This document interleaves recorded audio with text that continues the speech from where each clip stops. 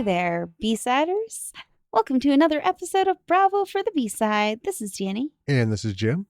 and I'm just excited to be back. We Yes. we made it through the storms thus far Ugh, in this part of the country, yeah. which is to say them tornadoes. Well, we didn't get one here, Right. but we did have, it was awful weather, Hmm. just terrible, terrible storm. Two lightning strikes so close it sounded like a bomb went off. And I mean a big bomb, like a Yeah. bunker buster bomb, Yeah. shook the entire house. Yeah. It was wild. Cats were not a fan. Oh, I was not a fan. I love storms. And not like that, though. So right now, we're starting. It's raining. There's a flood warning. We're not going to ever get hit by a flood because if the flood comes up to our house, whole towns are gone. Right. We are elevated. Um, but it could become something, so we'll see. Yeah. We'll see. So if this breaks pattern at some point, it seems like a little disjointed. Well, it's probably because we had a situation and had to do it and pick it up another day, Yeah. which we'll see. So, Yeah. Sid Croft passed away this week as of our Yes. recording. Yes. For those of you who don't know, Sid and his brother Marty, Sid and Marty Croft, gave us H&R Puffin stuff. I grew up watching that. Well, syndication of it because it was actually just before I was born. Um, Land of the Lost, Lidsville, Boogaloos, and just so many things. Electra Woman and Dinah Girl, Pryor's Place, which was with Richard Pryor. Hmm. These guys were just awesome. They're also behind the Donnie Marie Variety Show, Donnie Osmond, Marie Osmond, and I know a Yeah. lot of people are like, huh? But yeah, the Crofts were excellent. Sid's brother Marty passed 3 years ago, so it's happening. But 86 is a respectable age. It You know what I is. mean? Yeah. Um, it's just a shame. It's just a shame. And I kind of it when I saw that, it kind of makes me understand more like how my grandfather felt in his later years because he would get like down and stuff. And he just told me one night, he said, living this long sucks. He says, this is a bitch because nearly all of his friends had passed away. Anything that he knew, right, Yeah. was gone. We talk about whole eras and stuff. And they didn't, we didn't have the tools like we do today. If you can get it on digital or you can digitize something, that shit's going to last forever. Yeah. Right. Um, It's a unique kind of loneliness. it is. And I joke about when I bought him a VCR for his birthday. He just would record the shit out of everything, his soap operas and stuff, because would be fucking around during the day. But he would just record like anything, like AMC and when cable. He finally decided to get cable and Turner Broadcasting, TNT, and all this stuff. All the old shows, right? Yeah. Now a lot of this stuff was on syndication, which is how I grew up with it. Right. Long before the VCR. So that's how I knew who James Cagney was, and all these old things, and Lawrence Welk show, Hmm. which is fine, but I kind of get it because we I hate doing this in memoriam thing, but we try to mention I people want as to we take catch it. note. Yeah. Yeah, but so much of the old, I mean, literally a whole generation, a whole chapter of Hollywood filmmaking and acting, directors, all that are all but gone. Yeah. you know. And it is kind of a bummer. It is. And I've said it and I don't mean to like, come down on people, but I look around and I don't see like a full replacement. You know what I mean? We've talked about before A-list actors who I don't know how they got A-list. But a group of people like them and that's fine, but I look at it and I'm like cannot compare. Cannot Right. compare. I don't know what's in this cardboard tube that you call a sensation. But I mean, everyone has their thing. Yeah. Yeah. Uh, let's see. Yeah, no real news for us. I actually do want to bring up Oh, very quickly. I sent this to you earlier today. The Adam Jacobs collection, yeah. Good call. which is on the Internet Archive. This is, I encourage you to go check out. Just search Adam Jacobs collection, and you should be able to find it.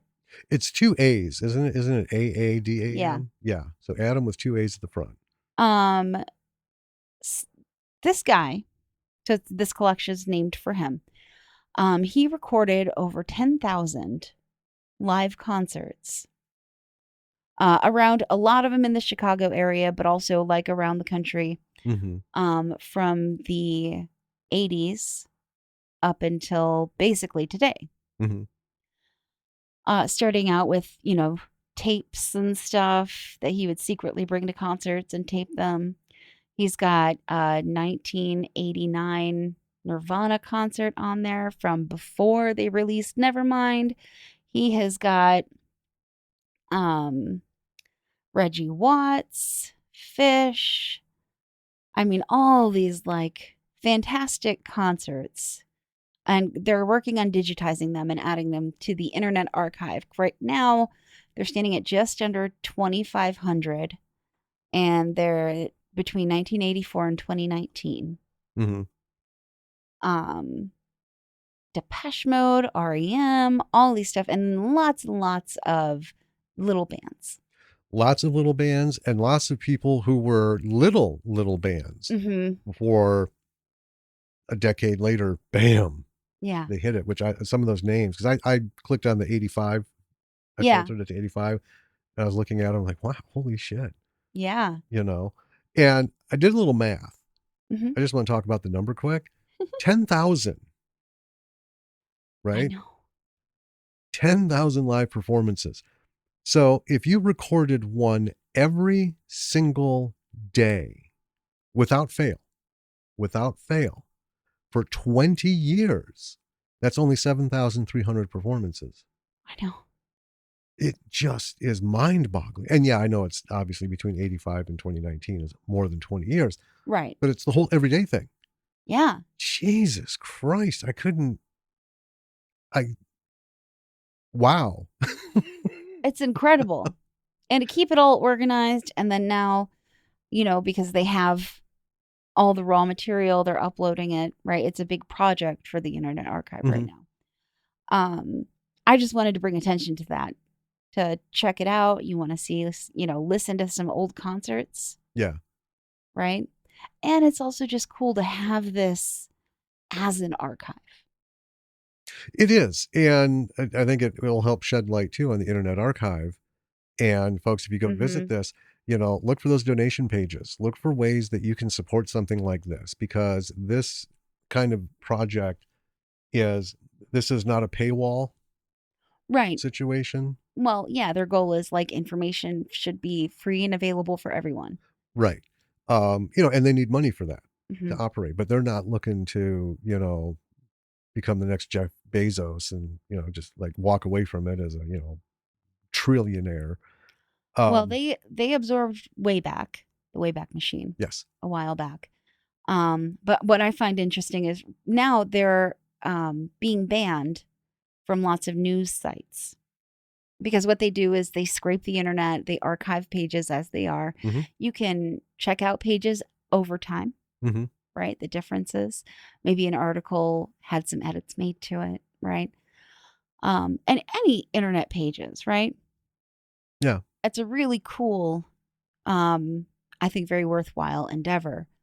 But a lot of news sites are banning them from scraping their pages for, I mean, various reasons, partly because they hide their articles behind a paywall.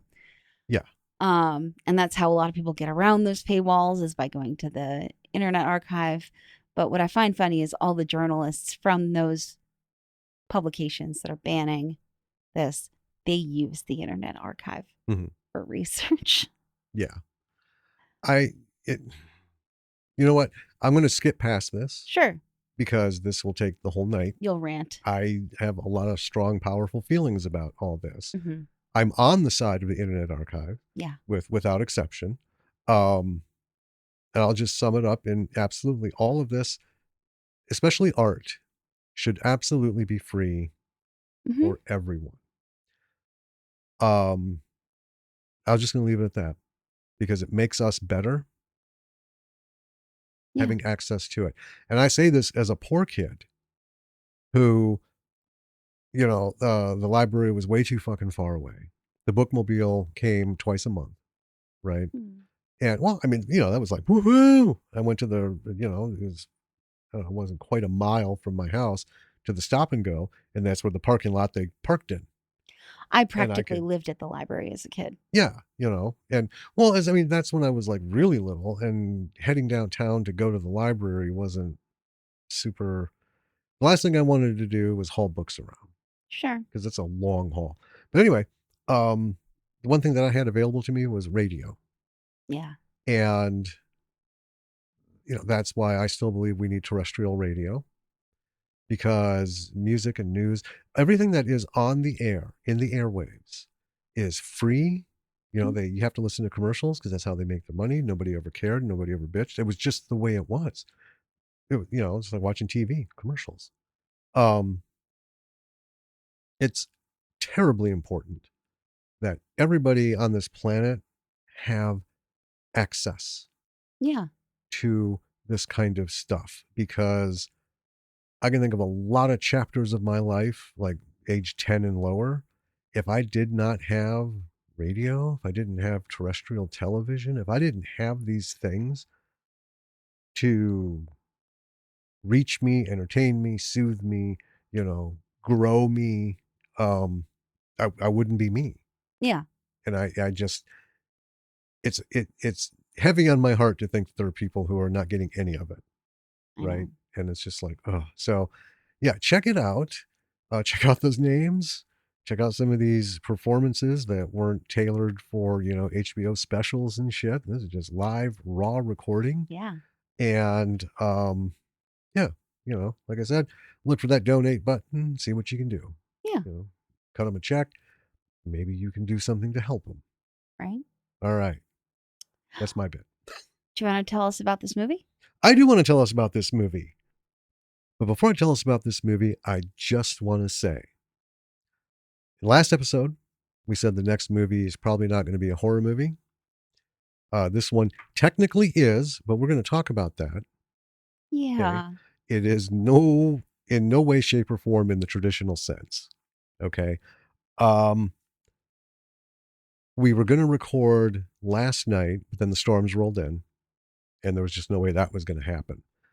And a good thing, 'cause there were some power issues. Well, yeah, but it gave us an extra day to sort of like float with this. Reflect. Yeah.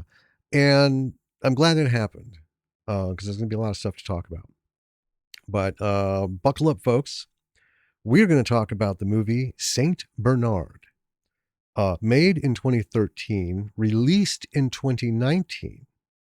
For some reason, shelved for 6 years.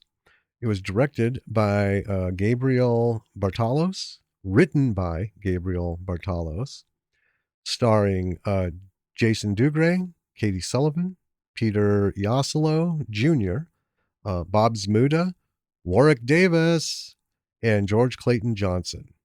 Does not have a rating. The budget is $1,500, and you found that referenced multitude Multiple of places. places. Yeah. Yeah. Okay. So we're just going to go with that. Hmm. And it makes sense. It'll make sense by the end of this. So the plot logline is a classical music conductor unravels into the abyss of insanity. I will say, could have done better with that bit of info. That doesn't give us a whole lot. No, but let's keep going. All right. So you had some notes here. Did you want to talk about the notes or do you want me to spit them out? Okay, so I want to give just a little bit of background information here because we watched the trailer for this. We thought, well, that looks like a wild ride. And then Yes, we did. and then I went to do this info sheet like I do for every podcast. And I was just sort of shocked by what I found. Let's hear it. So, unfortunately to me, the name Gabe Bartalos didn't really mean a whole lot. Mhm. It was not a name I had paid attention to. That's on me, right? But Gabe Bartalos is a basically lifelong effects and makeup, you know, guru, Yes. master. Mhm. He is known for makeup and effects in the Leprechaun series, 1998's Godzilla, Darkman, Brain Damage, Frankenhooker, Basket Yes. Case 2. On IMDb, if you look him up, he's got 43 effects credits and 35 makeup credits, and they don't always cross over, right? It's not always like FX and makeup. Right. It's one or the other generally. Mhm. Um, so that is when this started to make sense to me because we watched the trailer and we were like, that is crazy. This has got to be like a bigger budget The sort of situation. Yeah, the trailer made it look very artsy. Yes. And we've seen some of these artsy films and they've been pretty good. And I had made the comment, this I feel good about watching this. 'Cause this is before we watched it. Yeah. We're getting ready to. Like I feel good about this because, these artsy films from based on what we saw that usually they know somebody, they attracted money. Yeah. It's hard to do one of these with like no budget. Yeah. So when I was looking for the budget and I saw $1,500, I went, well, that doesn't sound right. I need to dig into this a little deeper. Found that budget on multiple pages. Mhm. I mean, it could have been copied over to multiple pages for I one mean, page, there but is that, but it was on IMDb Pro's information, okay. which pops up in search results sometimes. Although if you go to IMDb Pro and you don't have a subscription, you can't find it, but it will get scraped into the little like info box. Right. So I went, well, that's weird. I got to look up this guy and all kinds of credits. This is his second feature film as a writer director. His first film was called Skinned Deep, Mm-hmm. and it was done in 2004. Yeah. 2004. 2004. I know it's rough, right? So he owns and operates Atlantic West Effects, which is a name I did recognize. Yes. It's a full service special effects makeup production studio that specializes in sculpture, prosthetics, and animatronics, and has been operating for over 20 years. Mm-hmm. That's from his bio on IMDb. Right. So, with that in mind, we dove into this movie with a different set of expectations than we might have otherwise gone into it with. Yeah. And yeah. Should we? Should we jump into this? You ready? Yeah. Yeah. Well, take us into the film. So we start with a chicken in a parachute harness about to jump out of a plane. Pause. Mm-hmm. Not just a chicken, a raw baking chicken. Right. This is not a live chicken. This is a dead chicken processed for food. Mm-hmm. Right. So it's headless, featherless. Like the uncooked Costco chicken, only bigger. Yeah. Like a Sphinx cat. I feel like that's an important distinction. Right. Like that naked dog or a Sphinx cat, but no head. That kind of chicken. And then we get some music and then the credits. And the credits are very busy with visuals of like music, instruments, coins, keys, lots and lots and lots of keys. So I'm like, maybe a prison. And lots of sheet music. Yeah, lots and lots like of sheet in music. The background behind stuff. Mm-hmm. There's like maybe a metal scrapyard. And then it looks kind of like a computer chip. And then also maybe a picture frame of a musical piece called Saint Bernard. And someone steps on it and breaks the glass running. Right. So that person is a man in a white coat and a white suit, like a tailed suit, a suit with tails. Yeah. who breaks the pane of glass that's on a garage, and I think a garage, some sort of place, and gets into it. He's got this dirty bag that he's carrying with him. It's like a pillowcase almost, right? Like a laundry bag, maybe. I was gonna say a laundry bag, but it was one of those weird things where it looks like one of those. They're like what is it? Nylon. They're not plastic. Like tarp material, Sure. right? And I can't think of what those bags would be used for, but it's not quite a laundry bag. But yeah, just one of those weird utility type bags. Yeah. So it's got something in it that he looks at, but we don't see it. Mm-hmm. And then he is voicing over. I think it's him voicing over. That's the assumption I made. Yes. That it didn't used to be this way. Life used to be simple and pure. And then we see a little boy in a car on a bridge, and he's composing to the radio in the car. He's moving his hands like he's composing. Yeah, and he's also in a white tux with tails. He is The also in a little white, dude. and he's a little ginger boy. Yep. Although the adult man is not ginger, No. but that's okay. Hair changes over time. Yeah. He says that he heard music and beats everywhere. And so we get a little bit of that, like, him tapping a pencil, a cat swishing a tail, blinds hitting the window. And then we see two men are in a warehouse. There's a ladder. They're wearing masks, and they cut into this plywood with like a circular saw. Well, it's this. They're fashioned after the old-fashioned ones, the haunting-looking ones from Yeah. World War II with the masks. gas masks. And then they're like shining light through the hole that they made, and it lands on this panel in the floor. And then another guy is marking the light spot with a marker. Mm-hmm. And then he pulls that panel up and is cutting wood in the shape of the beam of light. And he gives it to the kid, and it's very small. It's like one might say like a conductor's stick. Conductor's baton. Baton, is that what it's called? Yeah. Okay. With the little rounded end Mm-hmm. and very dainty. Yeah. Yeah. And he gives it to that kid who's like all excited.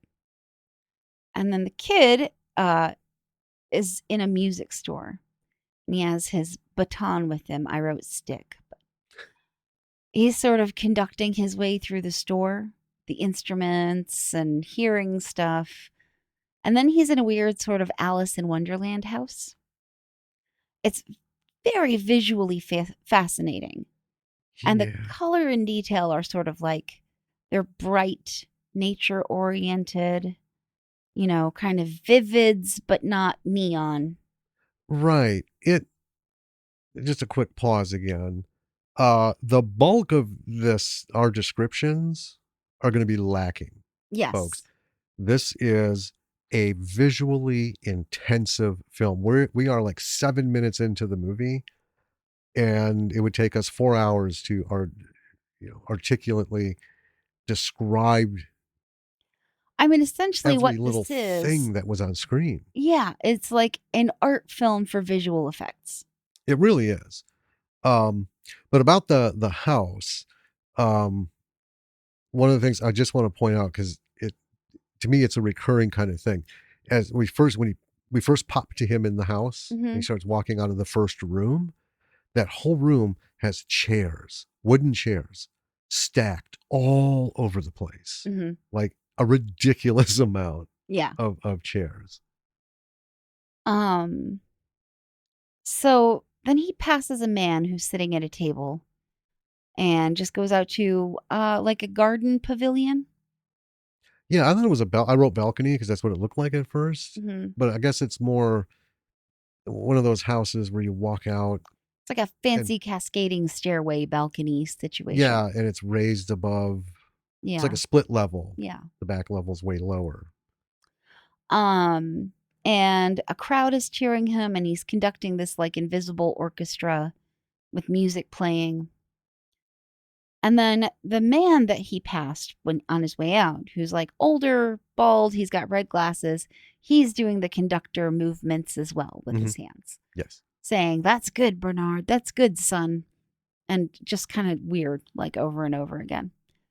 And then the kid grows into adult Bernard in this scene, Mm-hmm. still wearing the white suit. He's walking through town.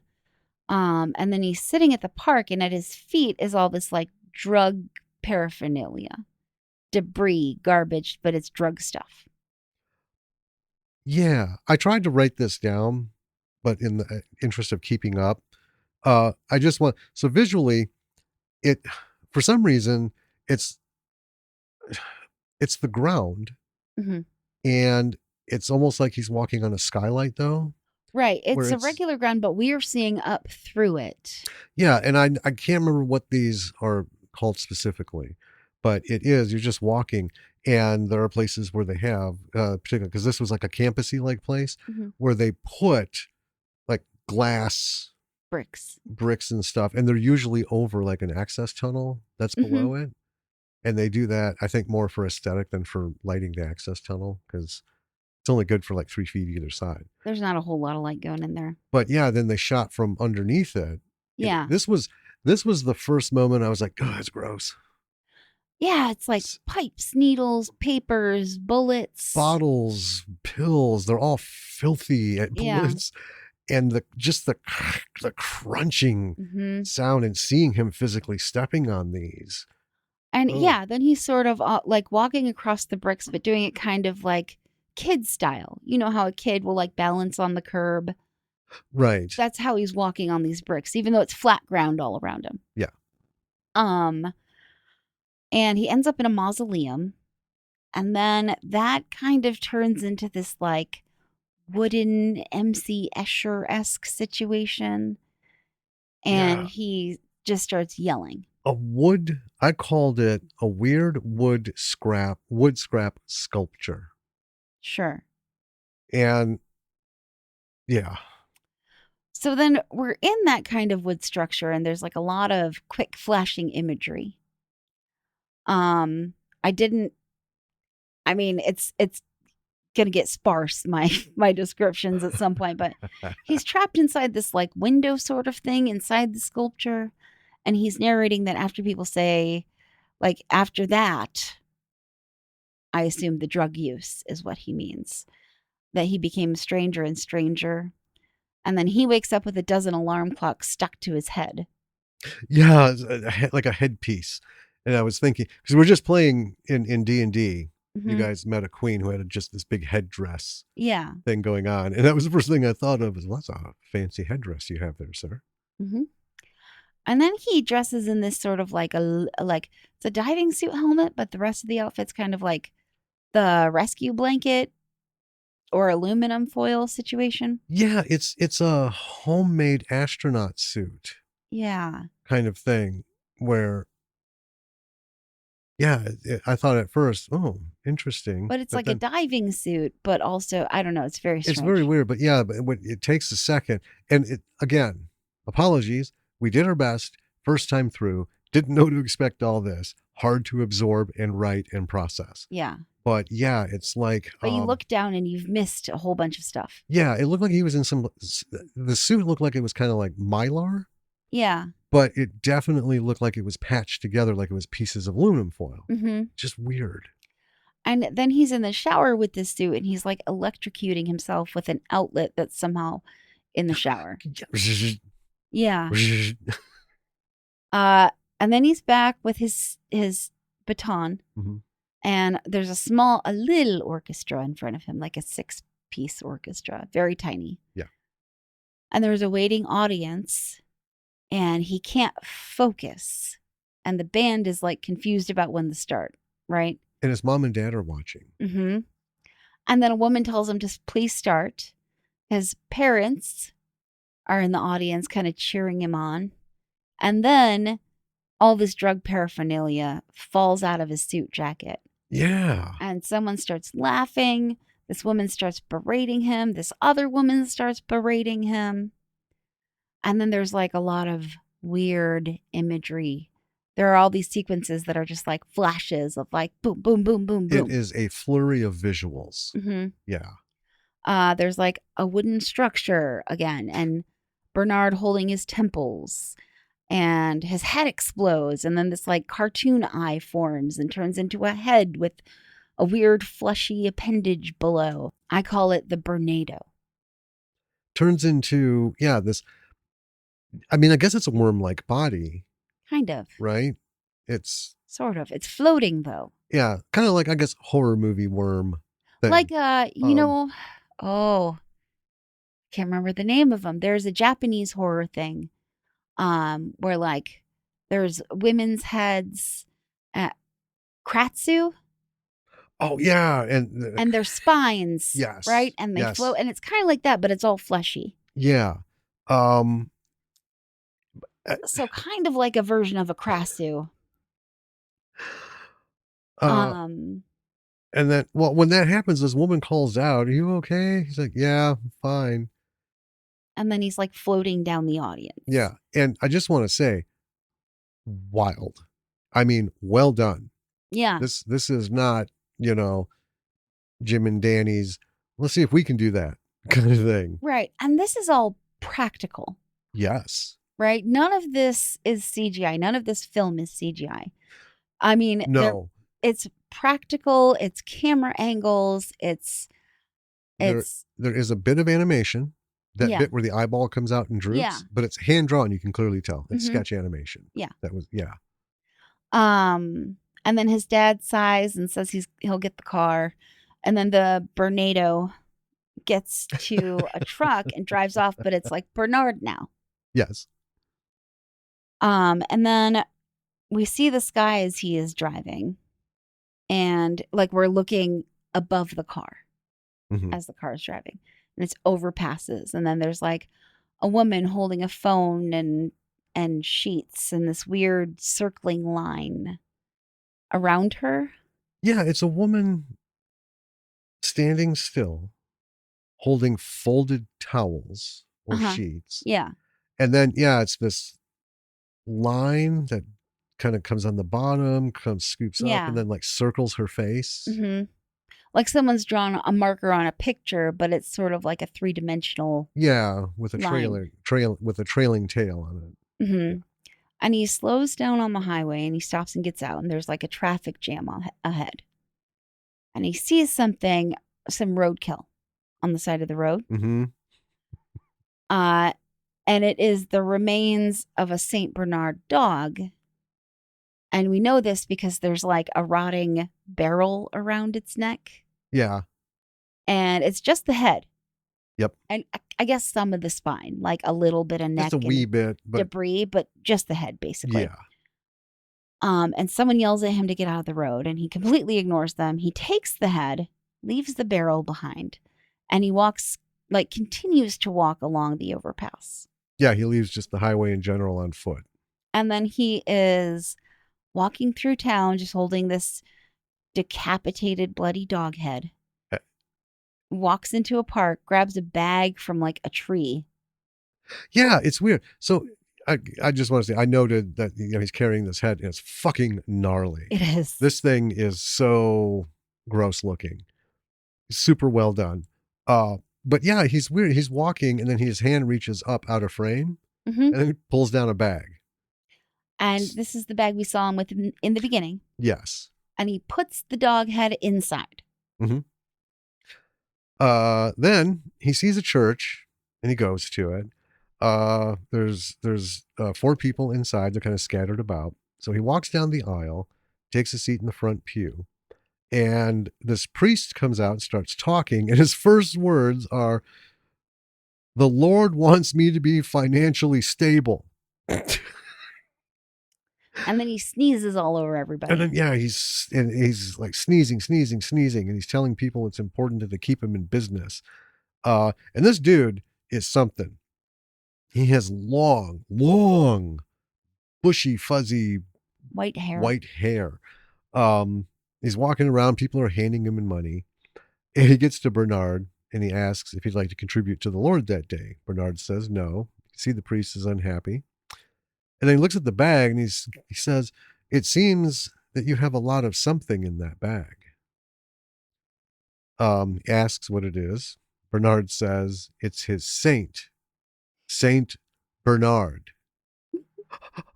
It's funny. Okay. And then the priest suddenly sees Bernard dressed in a suit of money. Um, Starts going goofy and starts plucking imaginary money off of him. Bernard makes it out of the church. So outside, he's still in the suit of money, starts walking down the street, and passersby are plucking money off of him. He keeps saying, ow, ow, ow. Ultimately, he's forced to the ground as people are plucking money off of him. And when they're done, he's back in his white tux. He looks down and sees one $20 bill left on his sleeve and pulls it off. And then, bam, we see Benjamin Franklin, Abraham Lincoln, and Andrew Jackson in a football stance. Or wrestling.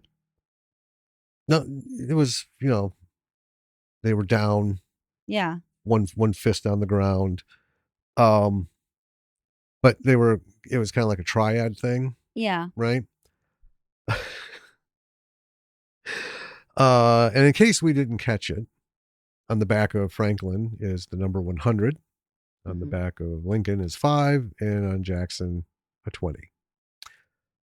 They yell, and they just start to go at each other. And Franklin, we find out, is defending himself against the other two. He pushes them backwards. There's this whole thing going on. Ultimately, his kite gets broken. Jackson is holding the key that was hanging off the kite, and Lincoln is giving him the middle finger. That's pretty great. I mean, his heart is in it. I've never seen a flip off like that in a long, long time. Um, so now Bernard is near an old coach bus. So he goes in. It's covered in all kinds of shit. Apparently, it had burned. So Yeah, like the it's burned up inside. yeah. Well, at first it was hard to take what exactly was going on, but yeah, the roof is gone. There's water dripping in. There's like a tarp over Hmm. it. Whatever, where he is and why that's there, we don't know. So he starts to slowly walk through it, and he gets to the back, and he hears these muffled sounds behind this like curtain. So he pulls back the curtain, and we see an older bald man being held down by 3 other people who are uh, wearing these outfits with their heads. They're not hats. Their heads are these triangle things, Like right? three-sided pyramid. Yeah. One, lost my place. One is made of money. Hmm. One is made of drug stuff, Hmm.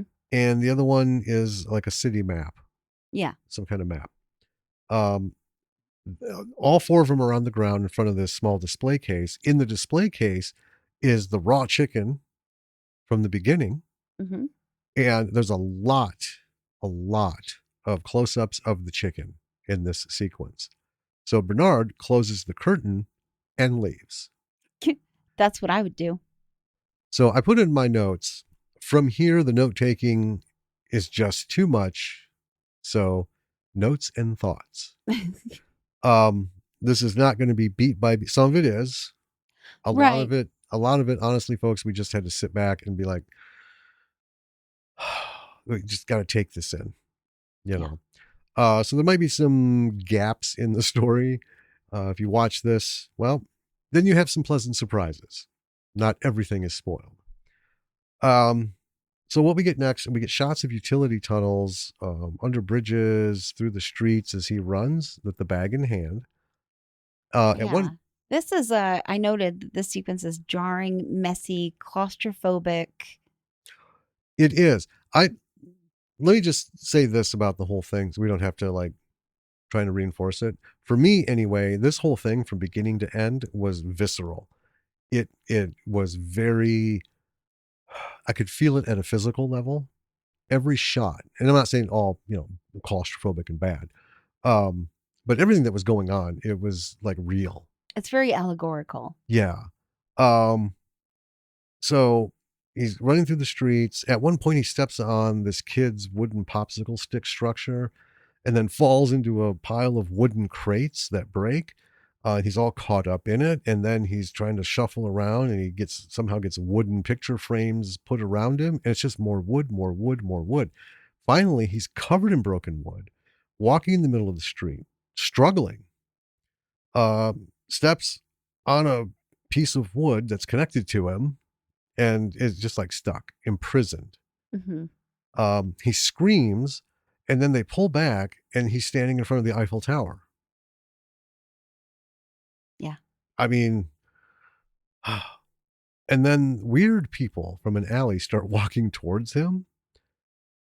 He asks for help, and the people part, and a man with a chainsaw comes. A lumberjack. Yeah, he's got his little things, got a beard, and everything, and looking very happy with his tool. And the guy starts cutting, fires it up. Bernard is shouting no over and over and over and over. And then suddenly Bernard is free from his wooden prison, and he runs off. And then we have a band playing. And then we cut back to Bernard hiding like he was in the beginning, In that garage. right? So he gets up, he leaves. As he does, as he's walking out, we see suddenly there's a rope like connected to his ankle, Yeah. and just keeps pulling as he walks out and down the street, trailing behind him. And this was hard for me to try and capture. A lot of things go on, but in short, he sees this weird sign that says police Mm-hmm. written on scrap wood, right? Yeah. Nailed to a bunch of wood. It has an arrow. And the letters of the sign, shouldn't say written, were made of wood scraps. Right. And he's still pulling the rope.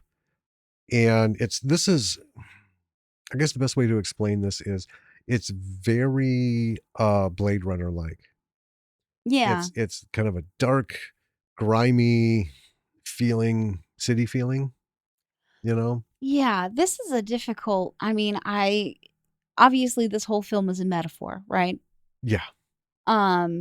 But I kind of was taking this as like, this is rock bottom, right? Mm-hmm. Where he's going to the police.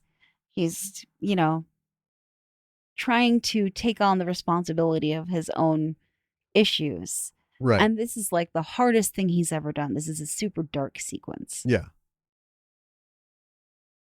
The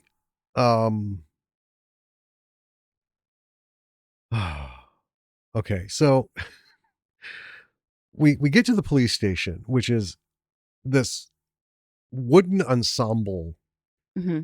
of a wall that's way up a ladder, Yes. right? And it reminds me of like a dock kind of thing. It's an industrial kind of area, Mm-hmm. and it adds to that dirt and grime. But he has to climb this metal ladder to get up to this treehouse style police station.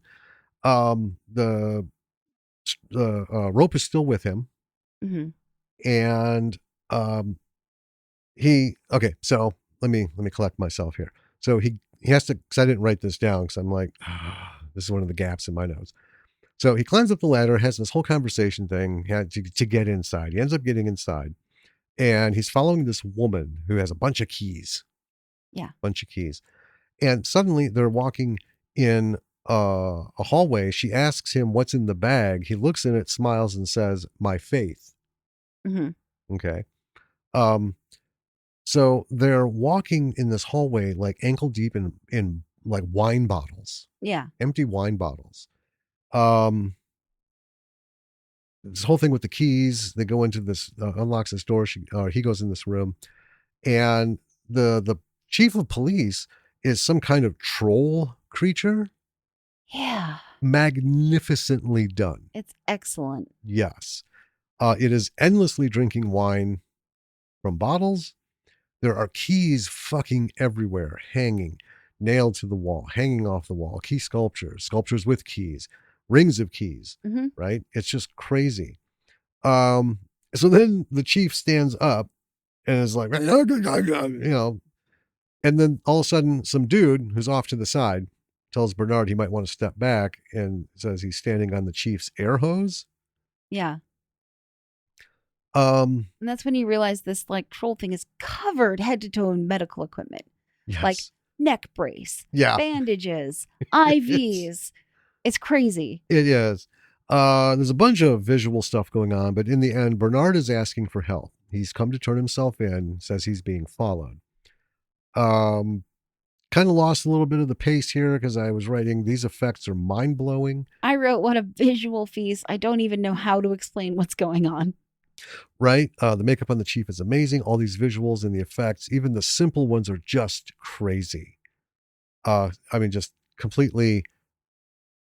You can't say anything bad about any of this. Mm-mm. Uh, then the chief says, "Bring me the survivor." What? So the dude from the side brings the chief a wooden medical box, which is a wooden box with the Red Cross painted on it. So I'm assuming it's, medicinal because it's Mm-hmm. painted white with the Red Cross. And uh,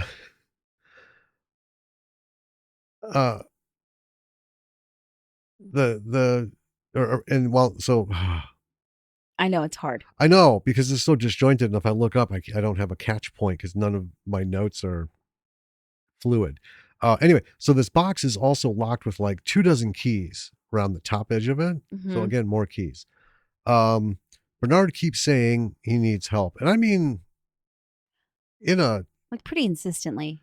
yeah, and not like I need help, I'm like, but please. like yeah, in a very begging like last step on the plank, Yeah. I need help. Um, and then ask the chief, are you listening to me? They're following me. And the chief is just looking suddenly through this book that was in this medical case thing. Mm-hmm. Bernard ends up walking away. There are people in the office, and there's just shit everywhere. I mean, all kinds of this. There's wooden sculpture things, large wooden something or other type desk. There's a kid who's got a name plaque that says Officer Toby. There's sounds of whimpering. Bernard watches them do their work, such as it is. And then we hear whimpering again, and we hear why? We don't know where it's coming from. No. No. Bernard starts to ask one of them something, and this big wooden sign drops down from the desk, bam, that says, "Don't ask." Yeah. Officer Toby is stamping guilty on just a bunch of papers and enjoying himself as he does. Yes. Yeah.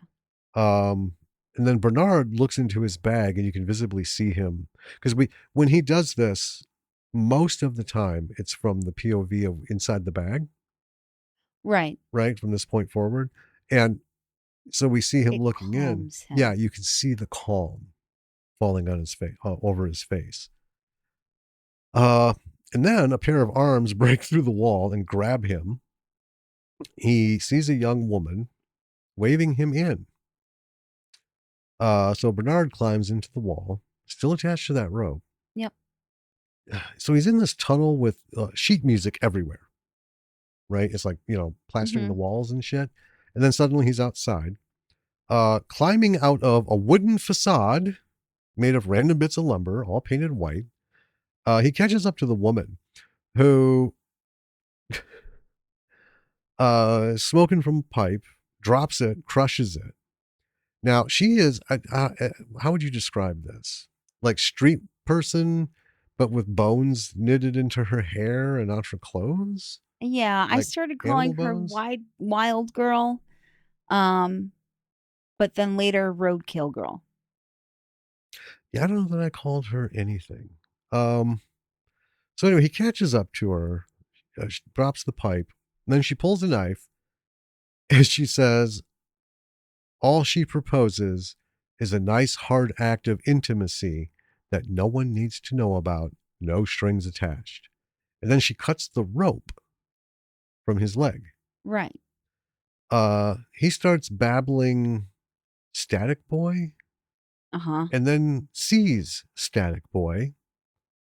And I just wrote, this just cannot be explained. No. Wildest fucking things are happening on here. Mm-hmm. He ends up and running, jumping into a puddle, The shit puddle. the shit puddle, and then falls in. Yeah. It's one of those, fully submerged. And then she comes over, pulls him out. There are instruments all around him. So under the water, this like wall, the walls of this thing are made up of all these instruments. Mm-hmm. French horns, saxophones, clarinets, violins, all the shit. Um, and the dog head ends up coming out of the bag. And the woman says, he's amazing about the head. He gets it stuffed back into the bag, and then she's all over him again. And then she has Bernard on the ground fucking him. Mm-hmm. Very, very surreal, Yeah. you know. And then they both climax and both pass out. Suddenly, there's a barber shop, and then the hair turns into these like human-sized stick figures, but made of hair. Right. Well, we got a barber cutting nothing, Yeah, right? And but then, hair falling. yeah, and there's hair all over the floor, like a regular barber shop. Yeah. Yeah. So many of these things. Hate them. They're running through town. I I call them the stick frame figures made of hair. I just call them hair things. Yeah, weird. And then we're seeing a memory from the wild girl, her first roadkill that she picked up, and then she steals his dog head and runs away. Yeah. And he wakes up and tells her that it belongs to him. And then the hair things are there helping Bernard, Yeah. like blocking her from leaving. And then the roadkill girl is sitting there in the road and her legs get run over by a bus. And it is gruesome. It's so good. Well, it was a truck Yeah. or one of those big delivery vans. Yeah. Yeah. The driver who gets out of the van, turns out he's also legless. And he just starts bitching at this girl. Oh yeah, calls That her he a just stupid mangled her bitch. legs. Yeah, and then he hobbles over to her and beats her up. Oh, you know what my favorite line is out of this whole thing though? Hmm. Calls her a stupid bitch, goes over, starts beating her, and then he's like, "Do you know what this is going to do to my driving record? Yeah. Not again." Okay. And then he goes back to his van, gets a bag of salt, and goes back to her and pours it over the bloody, like, entrails of her legs. Yeah, like a 20-pound bag. Yeah, a giant bag of salt. That he, like, hurls over his shoulder and then he walks without his legs, right? Uses his hands to get himself over. And then he gets back in his van and drives away. You won't walk into traffic anymore, will you? Right. What the fuck? She says, "God, I thought he'd never leave." And she's laughs. Ecstatic. Yeah. About becoming like her roadkill things. And then she starts crawling away and Bernard takes the chance to run away from her. Yeah, with head in bag. With head in bag. He's got his head again. And then there's some more weird visuals. And then we see several chickens parachuting in. Yeah, I started taking notes on that bit. I didn't. But they end it. So he's got like 4 pieces of a picture. Mm-hmm. Photograph, and he's putting them together, and then the woman in there, we see her, she's naked laying on some sort of wooden table, and then from there it just it just gets wild, and then that was it for that. Right. Well, then the chickens are parachuting in, and then the like nude people from that previous unsettling visual thing that we just sort of vaguely explained a little bit are readying like a landing pad for the chickens, and then they have this like trebuchet. They're trying to fire paper from it. The chickens land near them and then they cheer and then a larger trebuchet appears. Well, yeah, so they have that. And by paper, they have this big piece of paper they bring out. And this guy draws the shape of some weird like person. It looks like a body outline. Yeah. And maybe 2 feet? Yeah. Cuts it out. They stick it on the thing. And then it just falls off. And then instead of trying to fire that again, they draw a whole new one. Yeah. No change in plan or approach. Just, draw a new one. And then we're back to Bernard, who I never thought I'd be happy to see again. He is listening to applause in an empty theater, and the dog head is in a seat, and it has like been increasingly gruesome the whole movie. It is not holding up well. And then it starts raining on Bernard, and this is like a recurring theme throughout the movie too, where it's like he has a single rain cloud over him, Yes. right? And then he drops his conductor baton. And then he's in the desert, and there's someone walking with like this patchwork wood scrap pram. Yeah. And we hear the sounds of a baby crying. Yeah. And then Bernard goes and looks in the pram, and it spits blood at him. And the man who is walking the pram is making baby noises. Yeah, there's no baby in there. No. Yeah, it's just like it, like the pram itself just this big blood Yeah. right on him. And then Bernard is trekking on. He's in a wood yard, like firewood. And at the top of a pile is Warwick Davis in overalls, calling him naughty for throwing a piece of wood on the ground. Yes. And I was like, oh, Warwick, I've been waiting the whole time to see you. You were in the trailer, and I've been wondering when you'd come in. Yeah, he comes down, picks up the piece of wood, and brushes it off. Dusts it off. Yeah. Yeah. And he asked Bernard what he wanted to be. Yeah, what did you want to be? And Bernard sets the head down. And Warwick is pretty unimpressed by that. Tells Bernard he needs more time. And then we get a lot of clock imagery. He pulls out a pocket watch. Mm-hmm. And then later, Bernard is walking down a dirt road with his head. And he's kind of, it looks like he's presented with a choice of this like square block or this dark, creepy stump. And he doesn't pick either. He just keeps walking. Yeah. Right? Yeah. And then we see baby through a windshield, like a baby getting thrown through a windshield or falling through a windshield. It's a pane of glass. Okay. Right? And there's stuff. Mm-hmm. Some drug paraphernalia. I think some coins. Yeah. Just a bunch of shit. And yeah, this like fetus. I wrote, what did I write? This is the first time we haven't like had our notes in sync, even though we do them separately and don't discuss them. They're just almost beat for beat the same. But this is a lot of shit going on. Yeah, a fetus crashing through a glass pane with drug shit all over it. There we go. And then Warwick screams, and then it's so I love it's in the trailer, so it's a bit of a spoiler, but he's screaming, but there's no sound of him. Right. Screaming. But just the whole slow-mo thing. I don't know why, but I dig that kind of thing. Yeah. I love the just full body energy scream. Slow motion with no sound. I mean, it funneled, I don't want to say anxiety. Angst. There's something else, something deeper. Like primal fury. I think, well, that scene in this whole bit wasn't so much the fury, I think, as despair. Primal despair. Yeah. Despair at a primal level. Yeah. Right? Without all the fancy shit attached to it. Yeah. Yeah. So then Bernard is walking to a place that's like all scrap woodwork, screens, a fireplace. There's like a tower of cameras, awards for him. And the bald old man is there. Well, back that up. So I wrote that he went to, it was a boathouse on a dock with a bunch of boathouses. Because I wasn't sure, we only get the one like angle, and I wasn't sure what the fuck was going on, because that's the only time I've ever seen things like that. I know there are places like in Seattle, a lot of people live on boathouses, and there's whole like marinas. It's like a subdivision. Yeah. It's just boathouses. You have your spot. That's what you bought. And they all have addresses. You know what I mean? Mm-hmm. Would you say they were about boathouses? Yeah.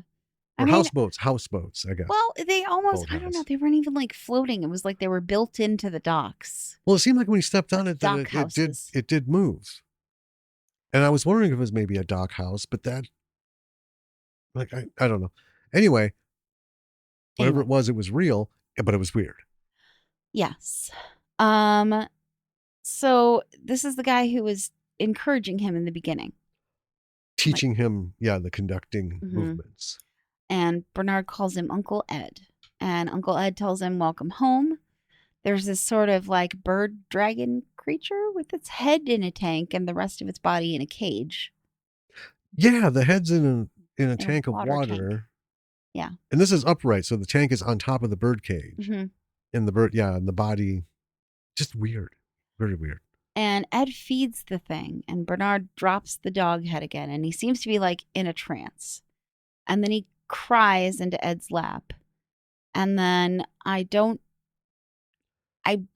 describe what happens here, but I believe Uncle Ed abused him as a child.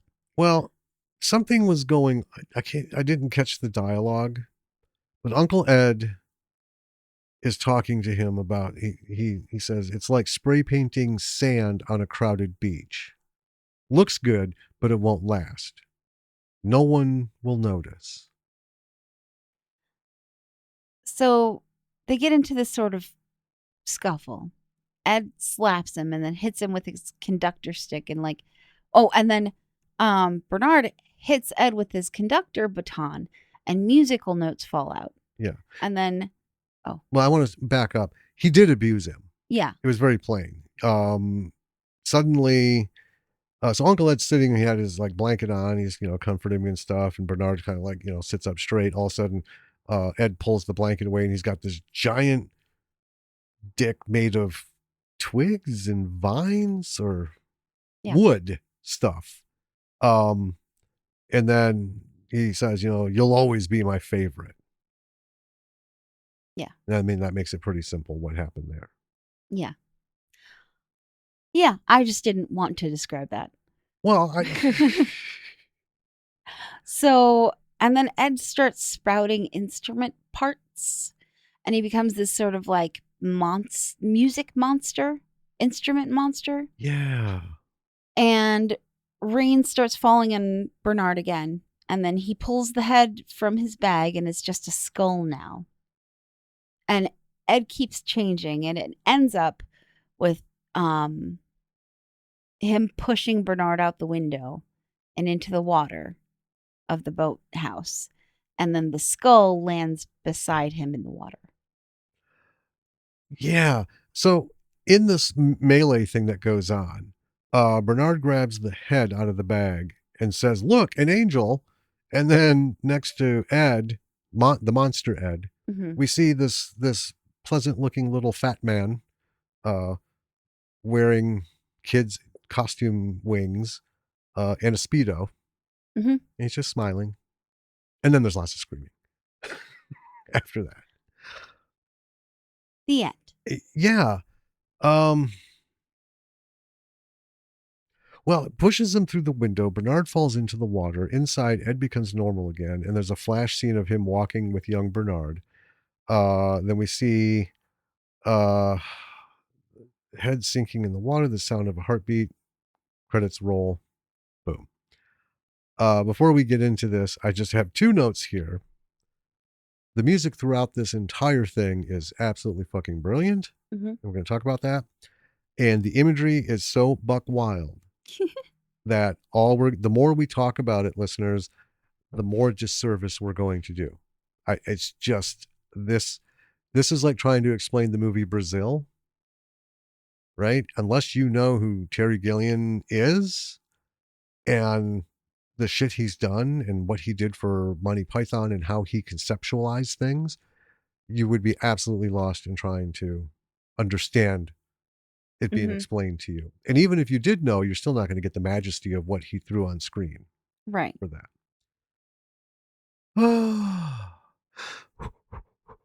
Feel like that was a marathon.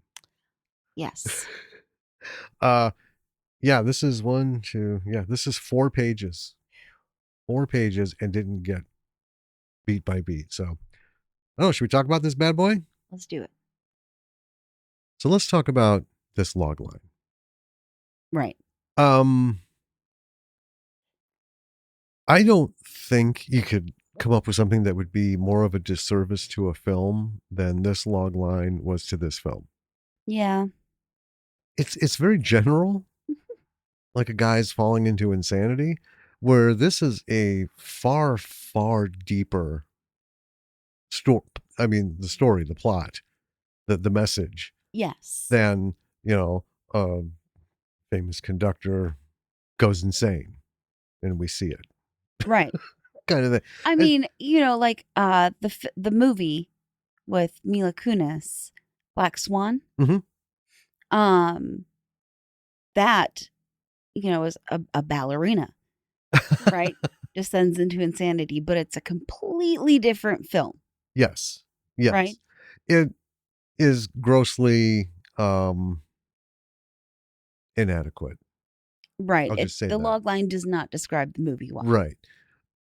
And I think that's kind of a shame. They don't have to get super specific because I Right. get in a film like this, the way it's done, the message is unfolding, Yes. right? If you give that away in the log line, it's like back in the old days, the TV guide. You look and see what, tonight's episode's about. I mean, it's basically like cliff notes. Hmm. Oh, it's like if Rosebud, right? Tonight, 7, movie, Rosebud. Uh, or not Rosebud, Citizen Kane. And I knew what you meant though. yeah, you know, uh, man builds fortune is sad when his favorite sled Rosebud is burned. I mean, I mean, that's a horrible disservice to that film. why would you want to watch it? Right. Oh shit. Okay, well there it is. So I get that they might have tried to make it a little bit more ambiguous, Sure. but I could run through my head several different kinds of log lines that don't give the whole thing away, but really prep you more for the journey, Right. right? Well, because the reviews for this, they vacillate wildly Oh, of between, course. you know, all 8 through 10 and all like, Ones and one twos. ones to fours, right? Okay. Um and I think the rating for this is somewhere around the 5-ish range, right? Oh, sure, as an average, yeah. Yeah. Um so it's one of those things where I feel like some people get it and some people don't get it. And then you have the meta of people who are like, "Oh, I get it, but I think that it's pretentious," or you know what I mean? Oh, the art people. Sure. I don't know what I would make the log line for this movie as. Well, I'm not going to ponder on it because I mean, what would be the point? Right. But I could come up with something more than just that easily. Um, and again, I don't know, maybe it's helpful. It didn't ruin watching the movie for us. No, but There was I an do element of, think that it helped us that we learned what we did before we started watching the movie. yeah.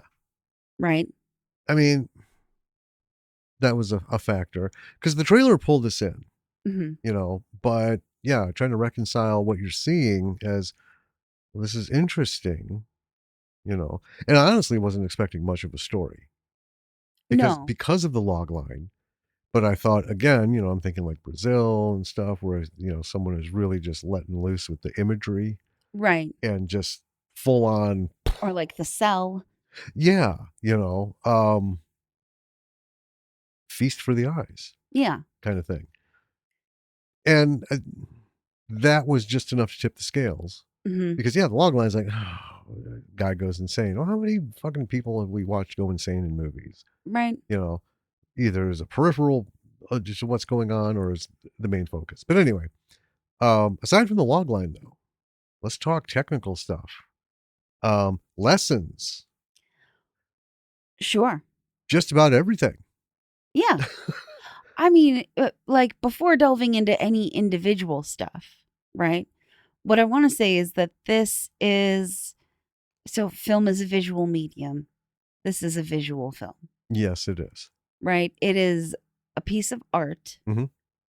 specifically, an artist's film. Yeah.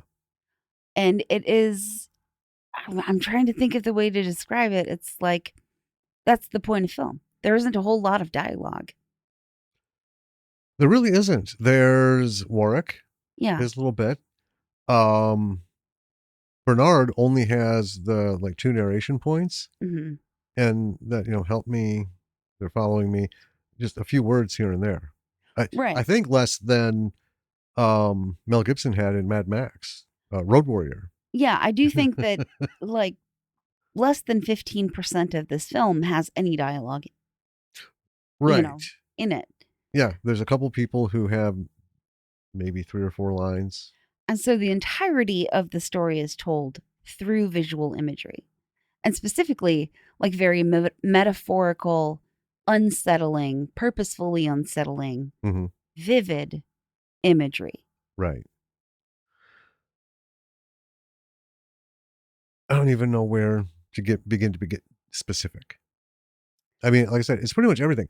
The music was fantastic. Mhm. Whoever scored this thought long and hard about what was going on the screen because it was just very well done.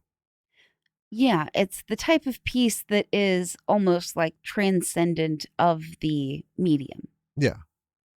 And I just want to make sure to include that and give kudos for that Oh, in yeah. it, Yeah. because there are all kinds of films to be made, right? There's nothing wrong with a dumb little rom com, right? No.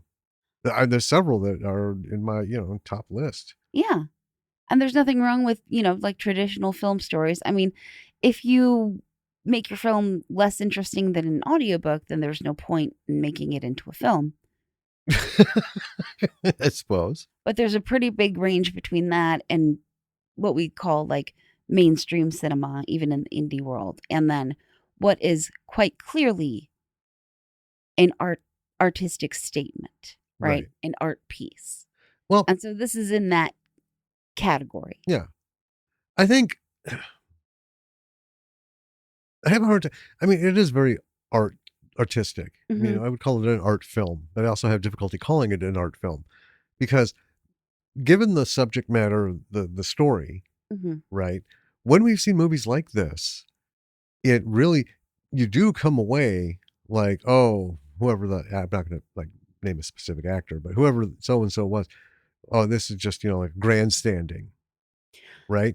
Because what they do is when they write this story, the writer makes it so it really is just the character, Hmm. right? And then the actor it has to put all this stuff out there, and they should because that's about some sort of trauma or something.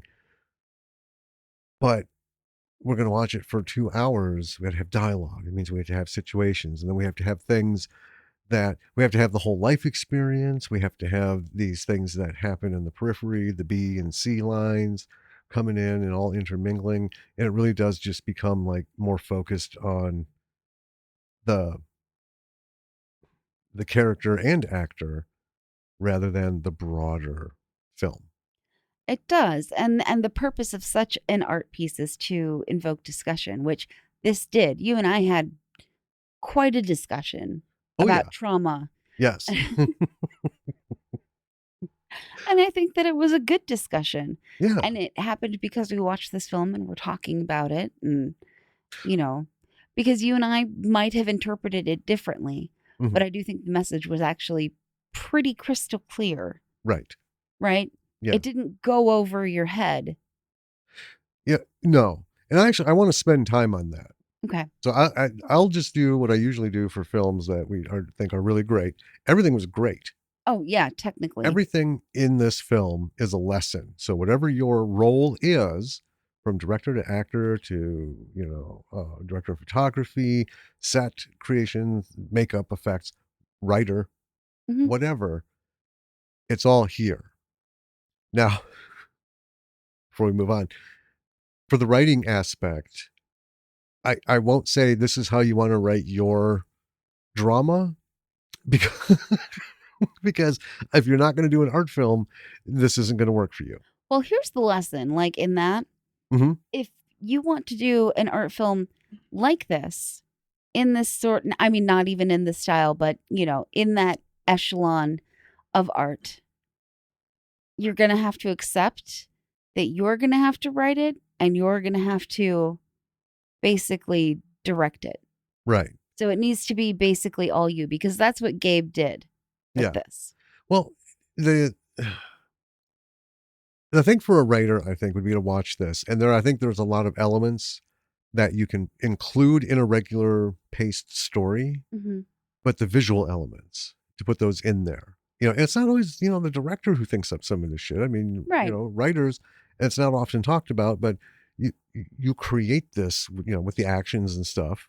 Hmm. You summarize the environment so that we know what's going on in the scene and the actors know what they're kind of working with, Right. right? Um, you can put these images in the script we just wrote that we're working, with our friend on. Uh, we created a recurring image, Right. and I want to use that to jump to the wood. I'm not Yeah. sure Like why, junk wood. like why wood, but I'm wondering if it's just because the material at this point, his life is in such shambles that everything is this cobbled together, just fucking mess, It right? made me think of It like the ship of Theseus, actually, okay, or the ship of Thetes, right? right?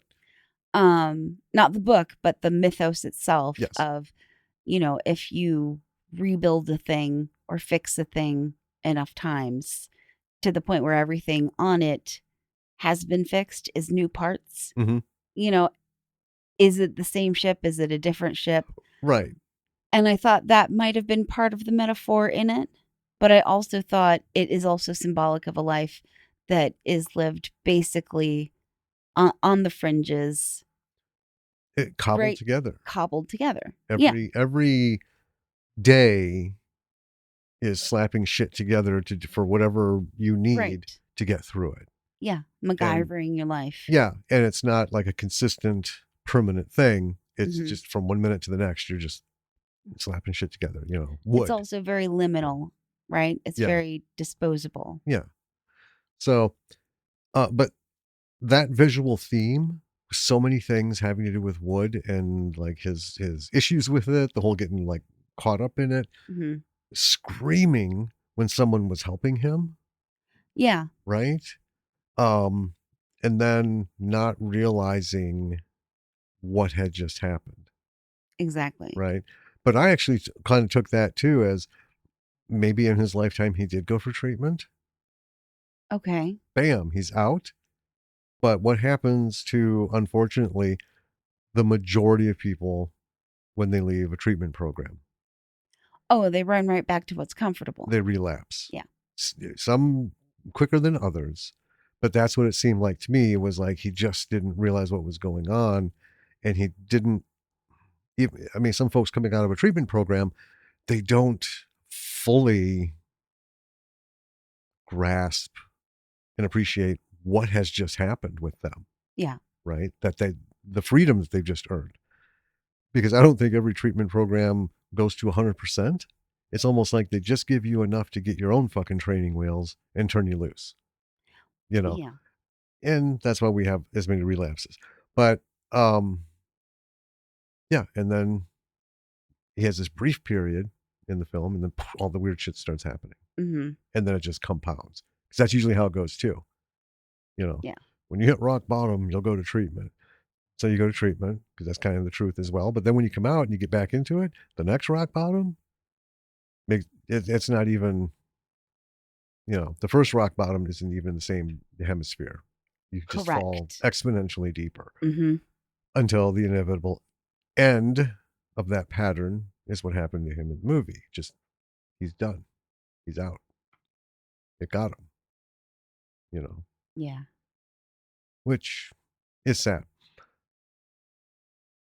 Is there any technical bit you want to point out quick before I kind of get into the where I'm going? I want to talk about the the practical effects, Oh yeah. right? Mm-hmm. All the prosthetics. Um, the static boy was just the strangest thing I think I've ever seen, Yes.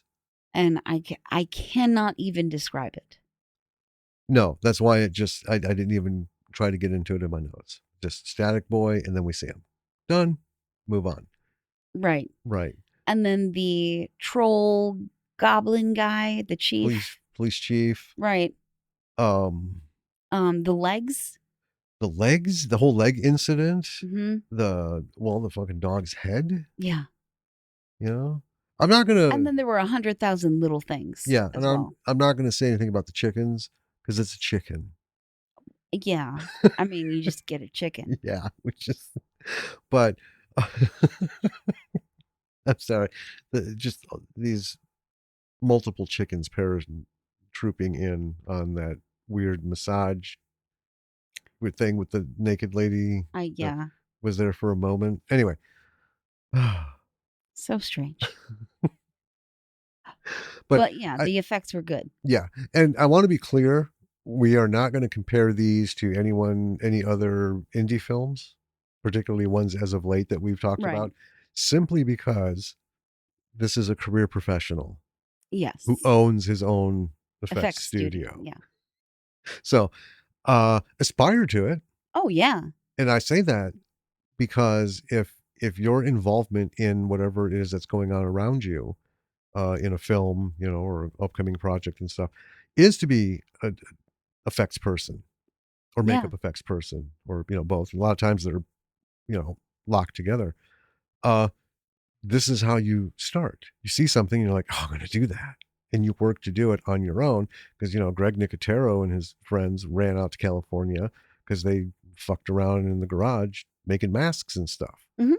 And they were good, talented Yeah. enough for someone to bring them in and teach them the rest of the way. Right. Um, that's how it begins. So, yeah, the effects on this got zero complaints about anything. Nothing was cheapened, Hmm. and is pretty. Ooh.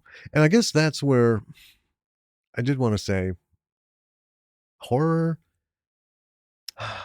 I can see the horror aspect being attached to it because it is 100% psychological. Holy shit, right? Right. But I think it's It, unfair to class it solely as a well, horror. then see, now we're getting into, is it horror? Is it thriller? And is it zombie horror? Vampire horror? Because the whole thing with genre naming, Yeah. I think it should have its kind of own name. Um, so I can see where they came up with horror. I don't agree with it. Sure. Yeah. Um, anyway, everything about this is something to look at, and there's your lesson. Emulate, understand, because it's so visual. I think it has uh, lessons for multiple parts. There's a lot to offer in studying this film. Yeah, directors, actors, writers, everybody can watch this and be like, ah, that's for me. Ah, that's for me, right? Yeah. So now, the reason I want to cut short the film talk a little bit is because I think it's important to stress that this is a visual representation of an unfortunate reality that exists. Yeah. And if you're listening and you understand this, pick up the phone and call a number. Seriously, this is not where you want to be. And if you have reasoning enough to understand, you're thinking that, right? That sounds like me. This is what I'm going through. Pick up the phone. You can call any doctor. You can call 911. You can call any number of any related professional, clinics, anything, and tell them, I need help. Just like he's been telling, Bernard was trying to tell everybody, Hmm. please help me. I need help. I need help. Um, they will respond and get you where you need to be to get that help, you know. Um, oh, what was the name? The Karen Gillian movie where her friend killed himself. Was it Party Girl? I think it was. Pretty sure. I mean, we covered it, but you can only keep so much stuff straight. But just like the tragedy within that. And I think for the posting on that, we posted suicide hotlines for like 12 different countries. Yes. Yeah. Um, and I'll get the same done for this. But the whole point is, I think the more I had time to think about it, Hmm. the weirdness I think was just unsettling, or the purpose of it was to be unsettling, because it was unsettling enough for me that when we started to get to boom, oh, Oh, the right. first stake in the path, bam, second, third, boom, we're there. All right. And I'll do that for the description in this episode, mental Yes. health, specifically geared to this kind of trauma, emergency, Right. that you need help with. And call it, share it. If you know somebody who is going through this kind of thing and has done nothing about it, talk to them. Yeah. Get them to call a number. Take them the list of numbers and say, seriously, Call with them. yeah, call with them, be on their side from the get. And when we were talking about it, Hmm. it's, you don't you don't piece it together while you're watching the movie because you're too busy, especially with this, ingesting it, Right. right? And the whole thing of, you know, uh, the reason this kind of thing doesn't get spoken about is because most kids, especially boys, I mean, this is why the whole Catholic priest thing Right. came about, where, what 10-year-old boy, 11-year-old boy is going to want to go to someone and say, hey, I had to do these things with another man. They're just the way we are, and they're not built for it emotionally or psychologically because They they're 10 or 11. don't even know how to talk about it. Right. They can't even put words to what happened. They can't name the things that happened to them. So what do? They stay silent. And then what happens? Stay more silent. Stay more silent. And just bury it. But, you know, some people can do that and just live a tortured life, right? Hmm. Without drugs and alcohol and stuff, but just, bad enough mentally, which to me is not much better, you know. Um, but then there are those who just shreds them. And I think that, well, I don't think, I know that's what this movie was about. And just having the extra day to like ponder all that, Hmm. I couldn't think of a better way, theatrically, visually, musically, one man performance, stagey, Oh, yeah. you know, I can't think of a better way in any form to tell the story than what we saw of what goes on in the mind, basically the mind, heart, and soul of a person who is struggling with this trauma, and it just gets on top of them, you know. Yeah. That's, I, there's like a trope, right? That turning pain into art. Right. But that's what it is. You're catching a feeling, like you're catching a story from inside yourself or that you have heard in the world or that you are connected to somehow, Hmm. right? You are catching that and you're turning it into something that other people can understand, Right. right? You're turning it into something beautiful. And I think there's something lovely about that. Yeah. But do get help though. Well, yeah, absolutely. And it's funny pondering, hitting that point and then having time to think of it from that perspective and replaying the movie in my head. Uh, it didn't, see, I don't know the words. I'm still trying to think of how to frame it. It doesn't make me uncomfortable, but the unsettling nature of everything that we watched became more intense, Yeah. you know, more thorough. So, in thinking about it, knowing the answers, and then replaying it from the beginning, it is far more unsettling than it was initially, right? Okay. Well, because you watch the movie, Yeah. trying to figure out what in the hell is going on, right? Yeah. And then you get to the end and we find out what the event was that caused all this. And then it's Right. a quick ending. So while you're trying to, digest this whole thing and process it and put the story together and you get the big reveal and then you're just trying to weave it all, it's over. Yeah. And then, most people just kind of, move on. But, if you're going to think about it, the longer you have to think about before you talk about it, the more things shift and the more things intensify Yeah. in that delay.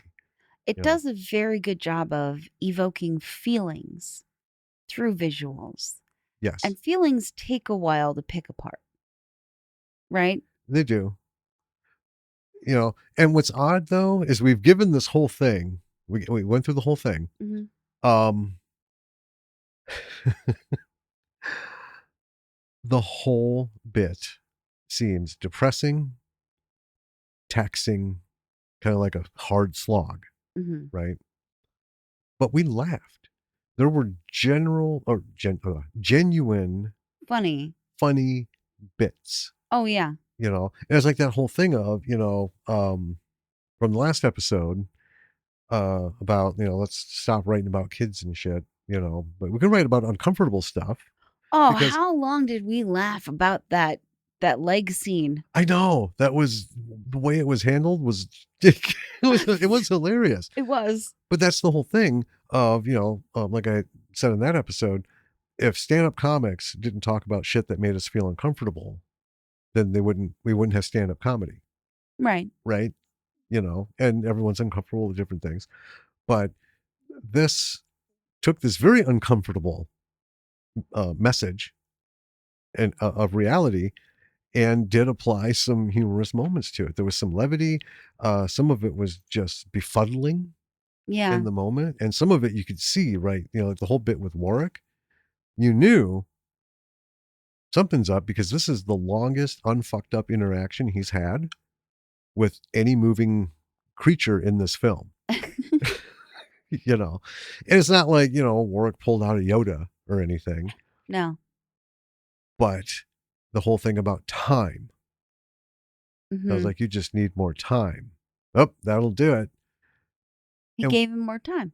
he gave him more time. Or you could look at it, there's two sides to this. You know, gave him more time. Somebody finds that within themselves, and buys myself some more time and do something with it. Or you need more time, but somewhere in your head, you just, I just need more time. Not like I need more time to get my shit together. More, you need to quit doing this. Just a little more time and I'll quit. So the reverse of it. Yeah. I mean, that's the great thing about art. I mean, it can be interpretations, and I'm not saying 100% right, but I will not back down on, I don't think anyone can disagree.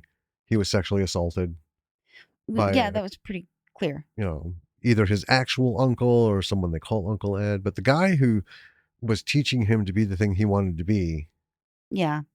took advantage of him, you Yeah. know. And it was interesting, the conductor.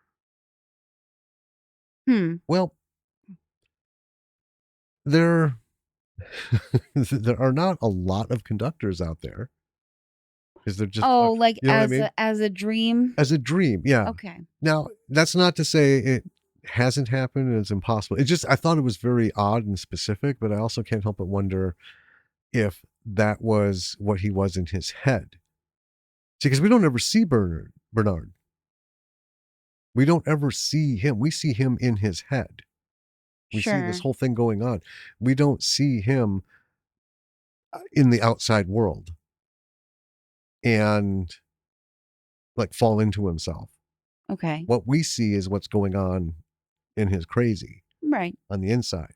My whole point is this, I think, was a brilliant execution to get through a message in a potently visual way. And if you need these numbers that we're going to put out, call them. Please just call them. Because here's the best part: if you're worried or embarrassed or anything, they don't know who you are. Nobody's going to know you ever called, Right. right? The hope being that once you call, that they will get you to see taking the next step after that is more vitally important, is getting help, making that connection, Mhm. right? And these organizations and stuff and these people, that is what they want to do. That's their purpose. Yeah. And you're Please not utilize alone. it. Oh, That's why no. this kind of thing is created, because you're not alone. Because there were so many things I like identified with in this film, so many things you identified with in this film, right? Yeah. Well, I that's feel what we were like I talking about. felt those feelings. Everyone goes through some kind of trauma, Hmm. right? And we're not going to scale them. This is the worst, and this is okay, and this is blah blah blah. Trauma is trauma, but the more important thing we were talking about is how people handle it. Yeah, And I don't think it really has anything to do with like strength. We were talking like it's like superpowers and shit. Some people are wired. Some people just have the facilities to handle it better than others. And other people don't even have that first hint of a buffer. yeah, It just takes them right away. And then they just spiral for a very long time. right. And then it gets to an unfortunate end. It's not to minimize it. What? Well, by saying everybody goes through trauma, Yeah. because that's usually like in a dismissive tone. When I think about it, well, everybody Oh, everybody goes through trauma, right? sure. No, what everybody does go through trauma Yeah. of some kind, traumatic to them Hmm. in their lifetime. So you couldn't be alone if you wanted to be. Couldn't be alone if you tried to be. You're sharing that space with the planet Earth, everyone on it. Yeah. So embrace that. I think again, the more time thinking about it, and like we talked about, made me think about, all the just, shit in a lifetime. Yeah. It just had a more visceral connection to the movie.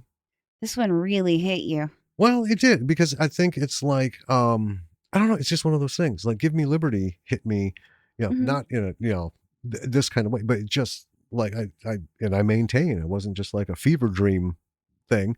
I think that's one of the most beautiful movies I've ever seen, if not the most beautiful movie I've ever seen, because it hit me in a very deep level, Yeah. on levels I understood. But this movie hit me pretty much the same way, but I also kind of, this is something I've always pondered, you know. When you learn that somebody has gone through something for like a long time, Yeah. but they've hidden it, and then you start thinking about like what kind of existential fucking nightmare were they living in their head every fucking day? You know, how awful, Yeah. how fucking terrible. Hmm.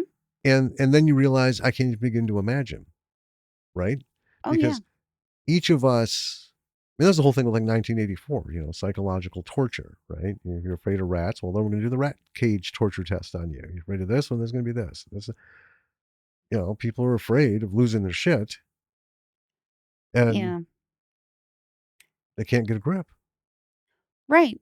I mean, there are, I don't know. This discussion could go on It endlessly. I could. think we need, We do. Yeah, we will. But just again, to stress the importance, okay? Please do something to help get rid of this thing that you're carrying.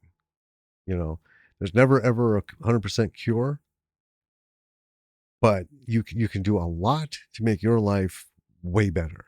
So please do it, because it it can go poorly, and nobody wants that.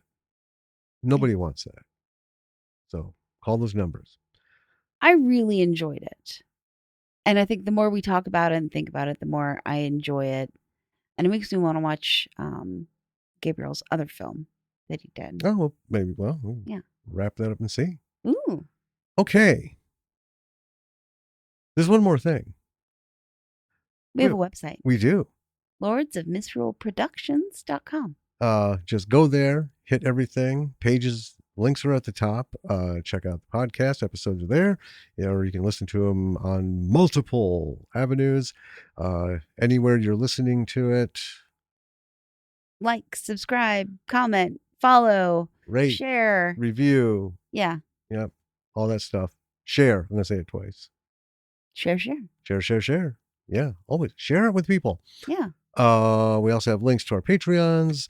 and then links to YouTube channel and all that good stuff. So there it is. And you can email us. Yep, there's a link to email us, talk to us about anything you've done, all that stuff. You know the routine, listeners, new folks.